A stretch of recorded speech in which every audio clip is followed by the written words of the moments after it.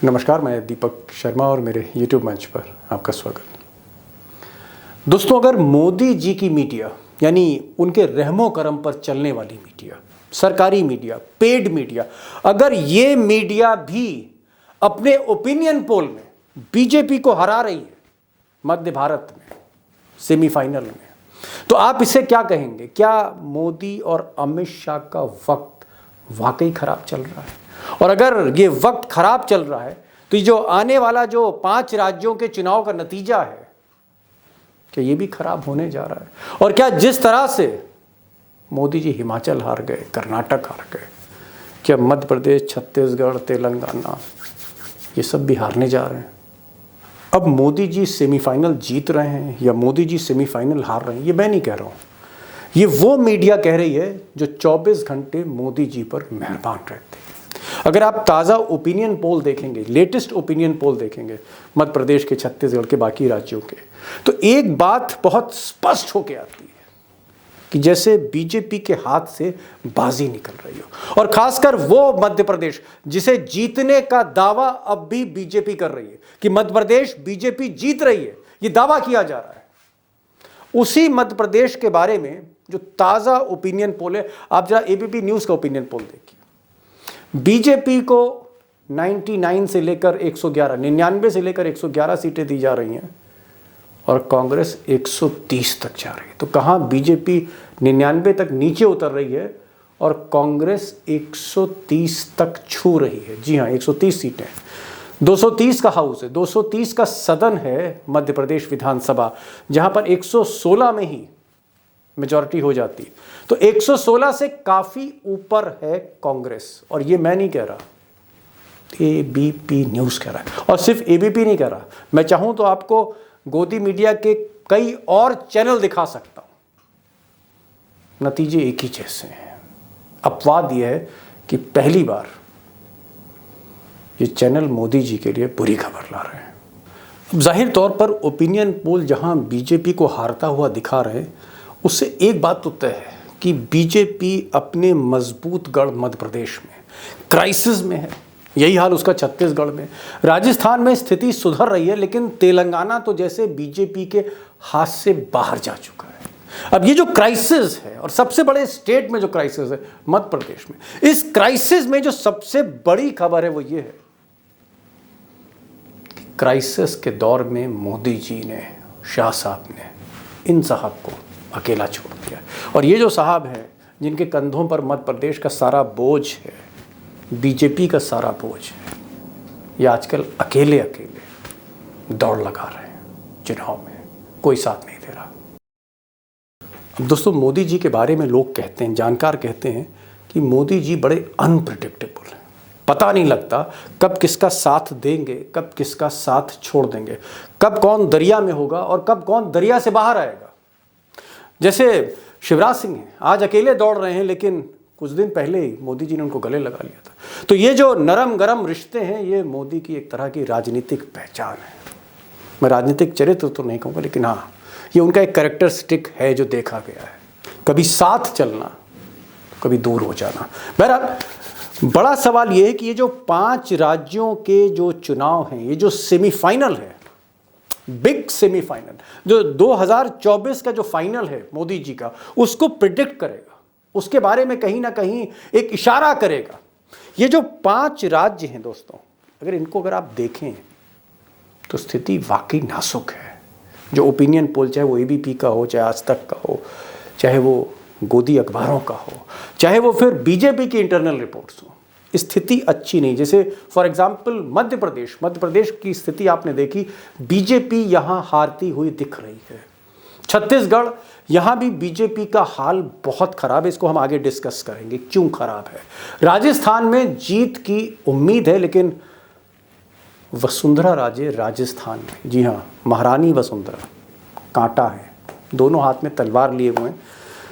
ये जीत सुनिश्चित करेंगी या हार सुनिश्चित करेंगे, ये कहना मुश्किल है, लेकिन हाँ, आप कह सकते हैं कि राजस्थान में बीजेपी की बाकी राज्यों की तुलना में स्थिति बेहतर है।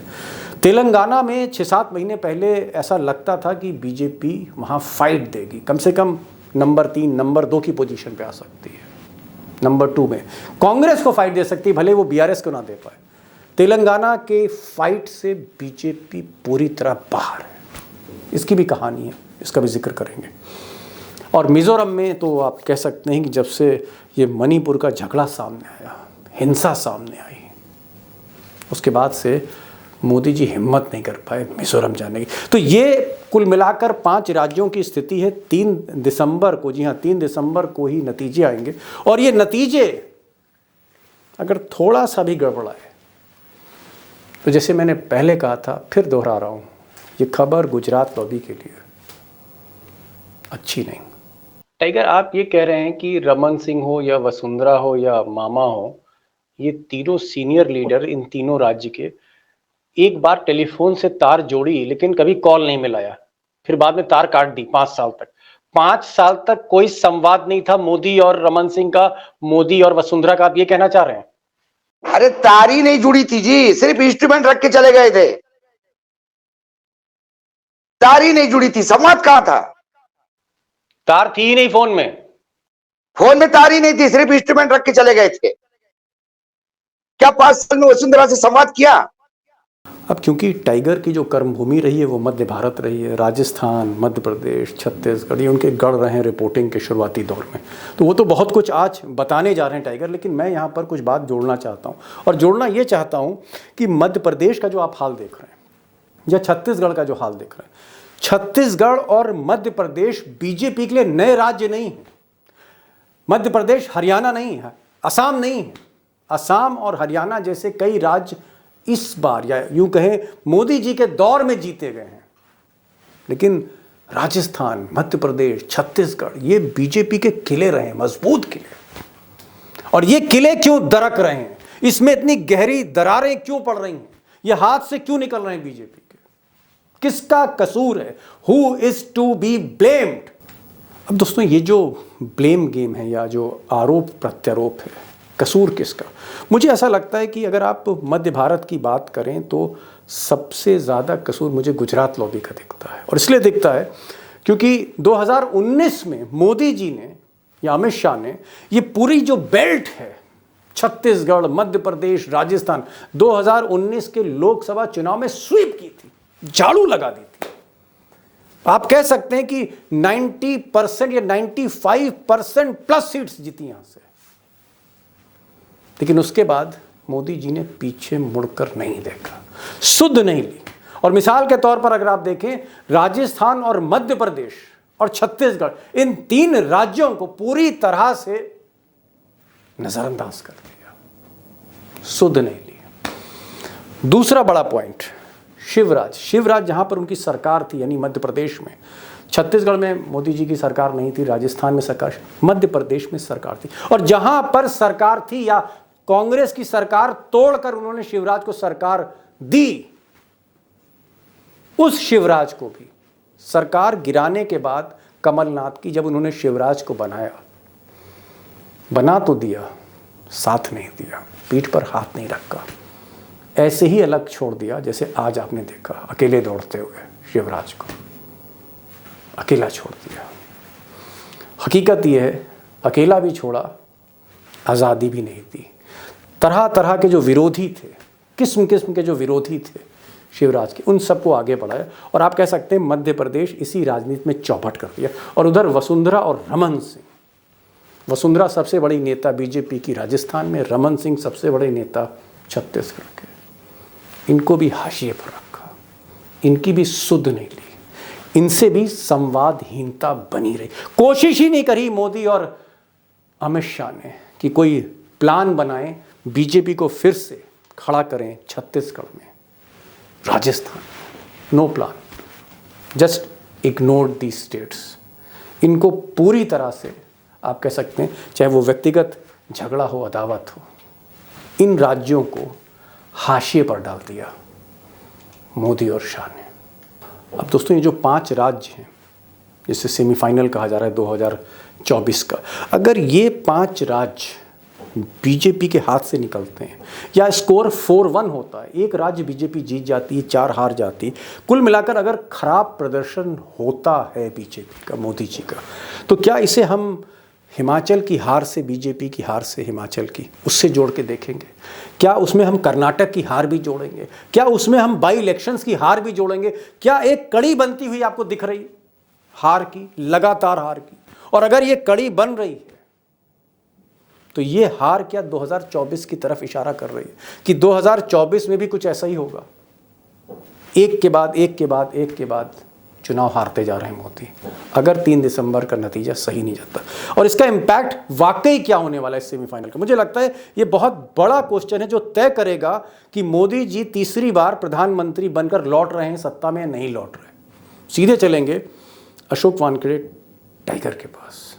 टाइगर, पहला सवाल, क्या वाकई अमित शाह और नरेंद्र मोदी ने अपने को मामा से दूर कर लिया है, वसुंधरा से दूर कर लिया है, रमन सिंह से दूर कर लिया है? वो जो तीनों मुख्यमंत्री थे, वो तीनों बड़े नेता थे, इन्होंने दूर कर लिया है गुजरात लॉबी ने। और क्या आज की स्थिति में आपको लगता है कि मोदी जी और शाह साहब दोनों लोग पटकनी खाने वाले हैं मध्य भारत में?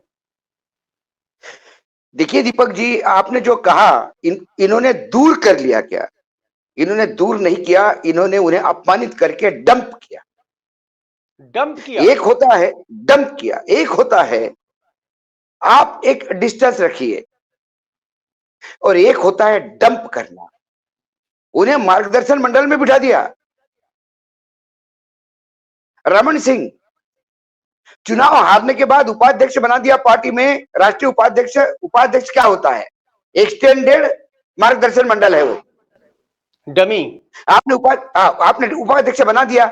पूरे 5 साल में आपने रमन सिंह को किसी राज्य का प्रभारी, कई क्राइसिस मैनेजमेंट में यूज किया उसको। लगातार भारतीय जनता पार्टी ने नए नए प्रयोग किए, अध्यक्ष बदले, लीडर ऑफ अपोजिशन बदला। क्या रमन सिंह को कभी कॉन्फिडेंस में लिया गया? चुनाव आने के बाद पहले फेज में जब तक आपने सारी चीजें कर दी, और जब मोदी है तो मुमकिन है नारे के साथ चले गए, और जब आपने देखा कि अब बाजी स्थिति ठीक नहीं है, अब रमन सिंह कर रहे हैं। सेम येदुरप्पा जैसा हाल है। येदुरप्पा के टाइम पे 11th आवर पे येदुरप्पा को बाप बना के उसके सामने नतमस्तक हो रहे थे, उसकी आरती उतार रहे थे मोबाइल से, लेकिन लोगों ने साथ नहीं दिया ना। रमन सिंह का जो मतदाता है वो जान रमन सिंह को कितना आहत हुआ है। मतलब फिर आप भी ये कह रहे हैं टाइगर, आप ये कह रहे हैं कि रमन सिंह हो या वसुंधरा हो या मामा हो, ये तीनों सीनियर लीडर इन तीनों राज्य के, एक बार टेलीफोन से तार जोड़ी लेकिन कभी कॉल नहीं मिलाया, फिर बाद में तार काट दी 5 साल तक। 5 साल तक कोई संवाद नहीं था मोदी और रमन सिंह का, मोदी और वसुंधरा का, आप ये कहना चाह रहे हैं? अरे तार ही नहीं जुड़ी थी जी, सिर्फ इंस्ट्रूमेंट रख के चले गए थे। तार ही नहीं जुड़ी थी, संवाद कहां था? तार थी ही नहीं फोन में। फोन में तार ही नहीं थी, सिर्फ इंस्ट्रूमेंट रख के चले गए थे। क्या 5 साल में वसुंधरा से संवाद किया?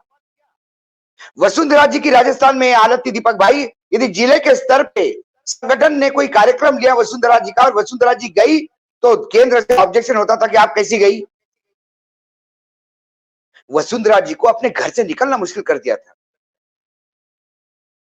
फिर उन्होंने मंदिर मंदिर जाना शुरू किया, और ये शक्ति भक्ति की जगह शक्ति दिखने शुरू हो गई, तो भी मानने को तैयार नहीं। कभी कोई राठौड़ जाता है, कोई कोई शेखावत जाता है, सारे ऊपर से पैराट्रूपर भेजते गए आप।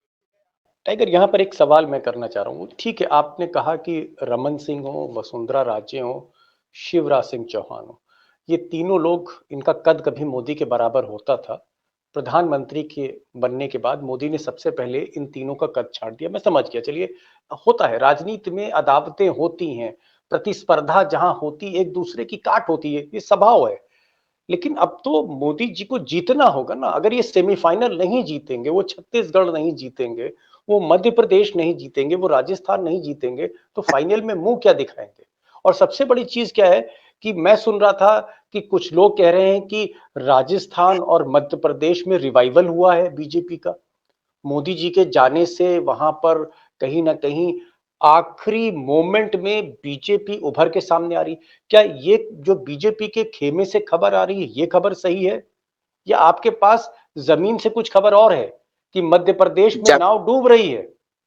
जमीन पे खबर यही है, यदि मध्य प्रदेश में कोई क्राउड पुलर है जिनके सभा में जनता आती है, वो मामा है शिवराज सिंह चौहान, राजस्थान में वसुंधरा है, बाकी इनकी चेयर खाली होती है, इनके सभाओं में चेयर्स खाली होती है। इनकी कुछ सभाएं कैंसिल हो गई। अमित शाह जी किनकी की सभाएं?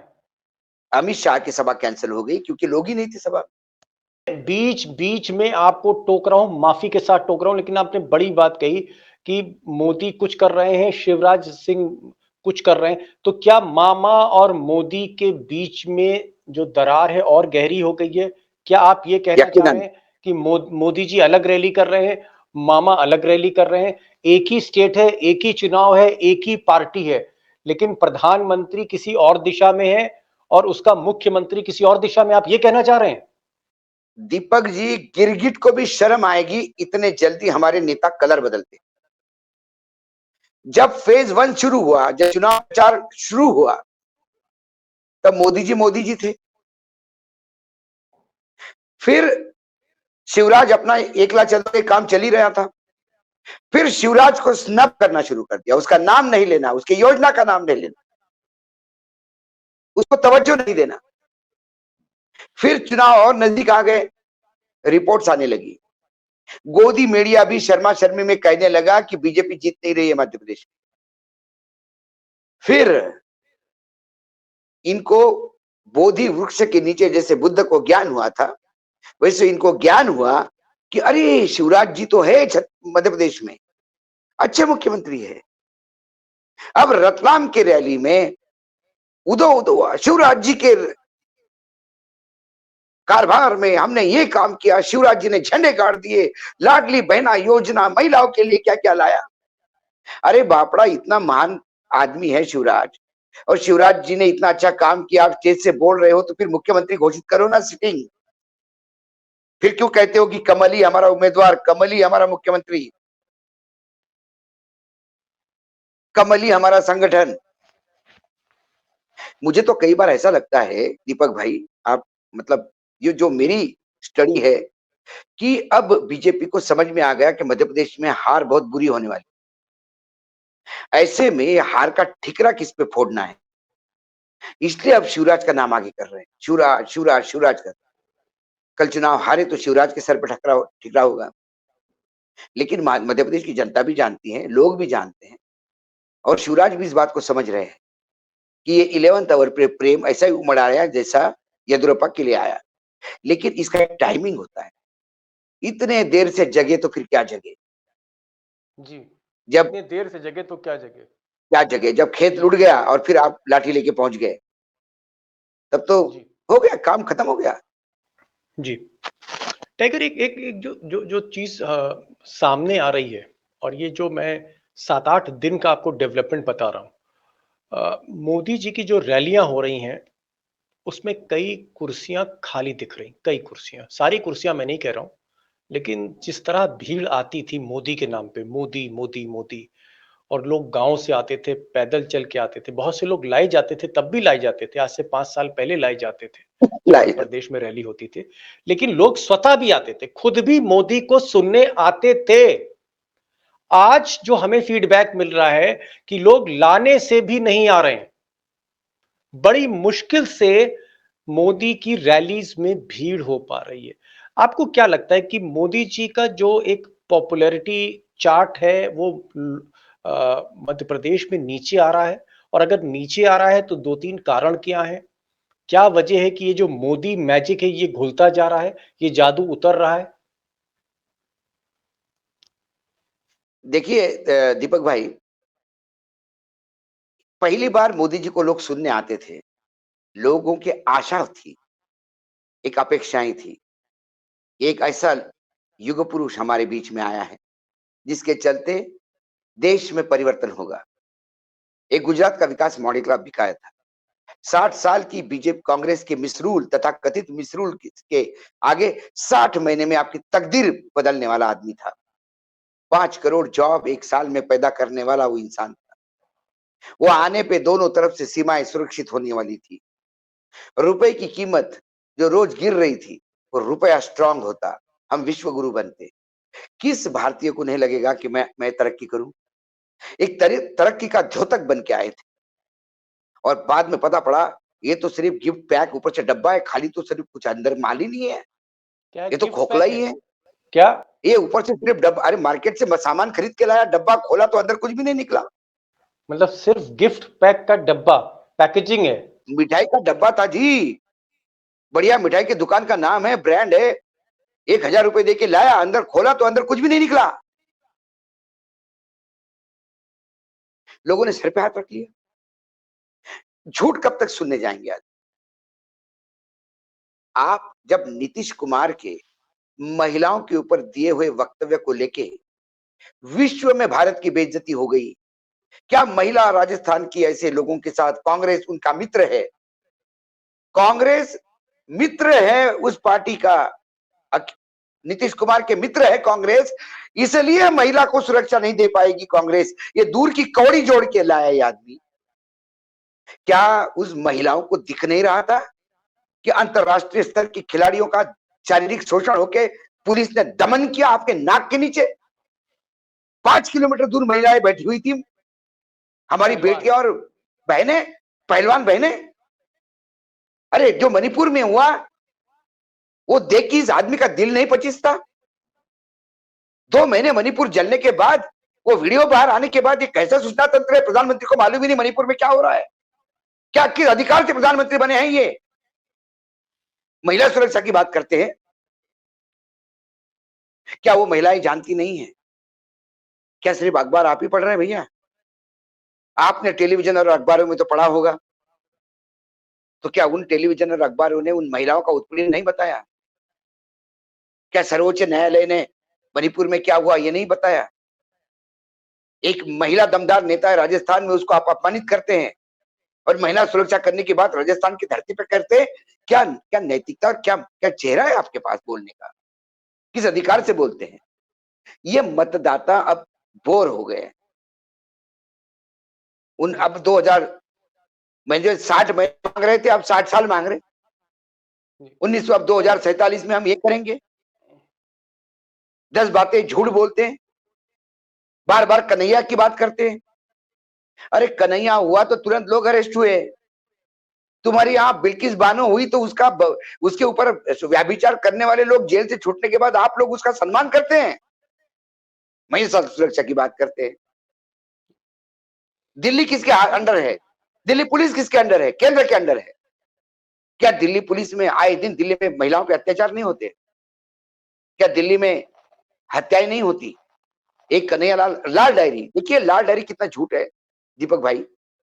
अशोक लाल गहलोत की डायरी लाल बोल, डायरी। अरे अरे भैया लाल डायरी जब तुम्हें पता है तो उठाता क्यों नहीं हो? लाल डायरी उठाती क्यों नहीं ईडी तुम्हारी? डाल दो अशोक गहलोत और पूरे टीम को जेल में। वो लाल डायरी एक बताता, लाल डायरी में खुल गया तो अरे खोलो ना, तुमको किसने रोका? पूरे चुनाव में लाल डायरी चलेगी, क्योंकि कल तक जो अशोक गहलोत के साथ था वो बोलता है कि मैं लाल डायरी मेरे पास। इनकम टैक्स, ईडी, सीबीआई वो लाल डायरी लेने को तैयार नहीं। बताओ, आगे वाला लेके बैठा हुआ है, प्रेस कॉन्फ्रेंस करता है। इतनी लचर व्यवस्था इस देश की केंद्रीय एजेंसी की हमारी, तो लोग इसलिए नहीं आते। लोग थक गए, लोग पुरानी बातें सुन के थक गए। लोगों को ये समझ में आ गया कि एक छलिया आता है, बाजीगरी करके जाता है, ये एंटरटेनमेंट है। और एंटरटेनमेंट घर पे भी करा जा सकता है, घर पे भी आप देख लो रैली को, कोई इससे कोई खास लेके नहीं जा सकता घर आदमी। बीजेपी का हालांकि अभी भी मानना है कि बीजेपी छत्तीसगढ़ जीत रही है, बीजेपी मध्य प्रदेश जीत रही है, बीजेपी राजस्थान जीत रही है। लेकिन जो सर्वेज आ रहे हैं, खासकर जो न्यूट्रल सर्वेज आ रहे हैं, उनका ये कहना है कि छत्तीसगढ़ और मध्य प्रदेश बीजेपी के लिए बहुत मुश्किल है। तेलंगाना बीजेपी के लिए सवाल ही नहीं उठता और मिजोरम में कोई बीजेपी को जगह नहीं है। घूम फिर के राजस्थान एक ऐसा राज्य है जहां बीजेपी जीत सकती है। अगर ये स्कोर 4-1 होता है, जो इस वक्त आज की तारीख में जो तटस्थ मीडिया कह रही है, जो सर्वे आ रहे हैं, आगे आने वाले 15 दिन में क्या होगा मैं उसकी बात नहीं कर रहा, मैं अभी की बात कर रहा हूं। अगर ये स्कोर 4-1 होता है, 4 राज्यों के चुनाव मोदी हारते हैं, सिर्फ एक जीतते हैं, तो फाइनल पे इसका क्या असर होगा और ये क्या संकेत है, ये किस तरह का इंडिकेशन है 2024 का, ये किस तरह का इंडिकेशन है गुजरात लॉबी के लिए, मोदी और शाह के लिए, अगर स्कोर 4-1 होता है? ये इंडिकेशन है कि अब आपको बैग भरना चाहिए 2024 के लिए। आपको पैकिंग कर लेनी चाहिए। ये इंडिकेशन है। झोला उठाना, झोला। झोला उठाना चाहिए आपको। ये झोला नहीं, क्योंकि बहुत सारे कपड़े हैं, कपड़े इतने हैं इनके पास, हर आधे घंटे बाद कपड़े बदलने वाले लोग हैं ये ट्रकों में जाएगा। ये झोला तो एक कहना होता है। यदि इनके पास इनका झोला जितना सामान इनके पास है वो झोले में जाए, तो मैं तो प्रणाम करूंगा कि पूरा देश झोले छाप हो जाए। आपका और मेरा भी एक झोला मिल जाए हमें भी। जी। ये झोला उठाएंगे, चले जाएंगे, लेकिन देश के हाथ में कटोरा देके जाएंगे, इतना नक्की। तो आपका इनके ये जाने कहना है रहने कि अगर ये इनके सेमीफाइनल जाने फाइनल रहने होता। का कोई मतलब नहीं है दीपक भाई। मुझे चिंता अगले भविष्य की है। हम कटोरा लेके इस देश में घूमने वाली स्थिति आने वाली है। इतनी आर्थिक स्थिति अपनी विकट है, इतनी बुरी है। व्हाट्सएप यूनिवर्सिटी पे आप झूठ परसते जाओ, स्वयं सुखाए आप कुछ भी कहते जाओ, यथार्थ के धरातल पे वो चीजें नहीं है जो ये कहते हैं। क्या एक आपको छोटा सा लगता है कि उदाहरण, एक छोटा उदाहरण, जब हंगर इंडेक्स आया तो पूरी भारत सरकार टूट पड़ी उस एजेंसी पे जिसने हंगर इंडेक्स निकाला। भारत की बदनामी करना चाहते हैं, भारत से जलते हैं। स्मृति ईरानी तो ये बोल गई कि मैं किसी कार्यक्रम में व्यस्त हूँ, दिन भर खाना ही नहीं खाया, रात को किसी ने फोन कर दिया, आप भूखे हैं क्या? मैंने कहा हाँ भाई मैं भूखी हूं, तो मुझे हंगर बोल दिया। हमको भी लगा कि भाई इंटरनेशनल एजेंसी बदनाम कर रही देश को। उसके बाद प्रधानमंत्री क्या कहते हैं? 5 किलो अनाज 5 साल तक दूंगा, क्योंकि इस देश के 80 करोड़ भूखे सोए, ये मैं नहीं जानता चाहता। 80 करोड़, 62% जनता इस देश की सरकार के अनाज पे जी रही है। 5 किलो तो हंगर इंडेक्स तो बराबर है, वो कहां गलत है? अब लोग अब लोग इनके झूठ से ना परेशान हो गए, उब गए। टाइगर, लास्ट कमेंट, क्या हम माने जो आप बता रहे हैं कि जिस तरह के संकेत आपको मध्य प्रदेश या छत्तीसगढ़ से मिल रहे हैं, मध्य भारत से मिल रहे हैं, क्या हम ये माने कि फाइनल बहुत मुश्किल है, तीसरी बार मोदी जी की शपथ लें बहुत मुश्किल है, और आपको लगता है कि इंडिया अलायंस का रिवाइवल होगा और एक बहुत तगड़ी फाइट आपको दिखने जा रही है बीजेपी और इंडिया अलायंस की 3 दिसंबर के बाद? किसी भी अति करने से किसी भी चीज की बुरा होता है।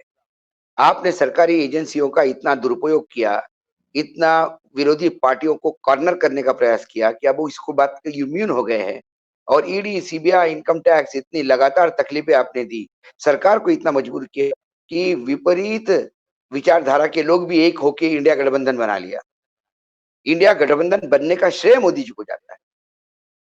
इंडिया ईडी गठबंधन में सीबीआई। यदि वो ईडी सीबीआई को जाता है, और यदि राहुल बड़े नेता उभरे हैं बन के, यदि नीतीश कुमार बड़े नेता बन के उभरे हैं, तो इसका श्रेय बीजेपी को जाता है। क्योंकि इन्होंने जितना जितना उसको नीचे दबाने का प्रयास किया, उतना ही स्प्रिंग जैसा वो उछल के सामने आया। यदि विपक्ष को अपने भरोसे रह देते और अपनी सरकार अपने एजेंडे पे चलाते, तो शायद हो सकता है कि तीसरी बार भी प्रधानमंत्री बनते। अभी के क्षण में जब मैं आपसे बात कर रहा हूं, देश का मूड मैं देखता हूं, लोगों के बीच में जाता हूं, तीसरी बार बहुत दूर की कौड़ी है प्रधानमंत्री नरेंद्र मोदी बने। अभी 6 महीने हैं चुनाव को। इन 6 महीने में क्या होता है क्या नहीं, बहुत कुछ चीजें देखी देखी जा सकती है। लेकिन जितना मोदी जी और बीजेपी नए नए पेत्र कर सामने डाल रहे हैं, उससे भी भयंकर चीजें विपक्ष भी कर रहा है। ये लो 75% रिजर्वेशन, ये लो 2 लाख रुपए एक परिवार को। जब बांटना ही है तो सब बांटो और दिल खोल के बांटो। जी, लेकिन कुल मिलाकर आपका कहना है कि सीबीआई और ईडी एक बड़ा फैक्टर रहा, बदले की भावना से राजनीति करना एक बड़ा फैक्टर रहा, और तीसरी चीज जो अहंकार था, जहां मोदी जी ने पार्टी के कई नेताओं को खत्म किया, उनके कद को खत्म किया, जिसका आज हम नतीजा छत्तीसगढ़ में देखने को मिल रहा है या मध्य प्रदेश में देखने को मिल रहा है। मोदी जी आने के बाद मोदी जी आने के बाद बीजेपी में जेनोसाइड हुआ। जी, नरसंहार हुआ, राजकीय पॉलिटिकल करियर की हत्या हुई। पॉलिटिकल कैरियर की। जी हाँ, आप ये कह रहे हैं कि ऐसे नाम राजनीतिक गिनाने जो लगूं तो रात को 11 बज जाएंगे, लक्ष्मी पूजन का टाइम आ जाएगा, इतनी बड़ी लिस्ट है। जी, मतलब आपका ये कहने का मतलब है जेनोसाइड से कि जो कई ऐसे नेता थे वसुंधरा या रमन सिंह या फिर नितिन कई गडकरी या फिर मतलब राजनाथ सिंह, तमाम एक नेता एक ऐसे थे। एक एक राज्य में सैकड़ों नेता थे जिसका खच्चीकरण हुआ राजीव है। प्रताप रूडी हैं, मुख्तार अब्बास नकवी हैं, रविशंकर प्रसाद हैं, प्रकाश जावड़ेकर नितिन हैं, गडकरी है, शहनवाज आपके हुसैन हैं, पार्लियामेंट, मेनका गांधी सारे हैं, सारे वरुण गांधी हैं। सब ऐसे सब सब ऐसे सब कई नेता हैं। आपका ये कहना है कि कहीं ना कहीं उनके पर कतरे उनकी एक तरह से राजनीतिक महत्वाकांक्षाओं की जो सपने हैं उसको चूर की हत्याएं कर दी।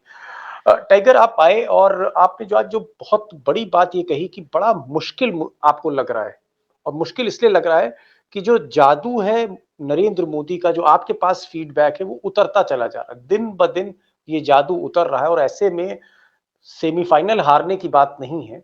सेमीफाइनल अगर बीजेपी हारती है तो फिर दीवार पे राइटिंग इबारत बहुत क्लियर है कि 2024 का फाइनल बहुत बहुत मुश्किल मोदी जी के लिए होना जा रहा है, ये आपका मानना है। बहरहाल देखते हैं, अभी तो 15-16 दिन बाकी, हो सकता है कुछ अमित शाह मोदी जी कुछ खेल करें राजस्थान में, देखते हैं, लेट्स सी।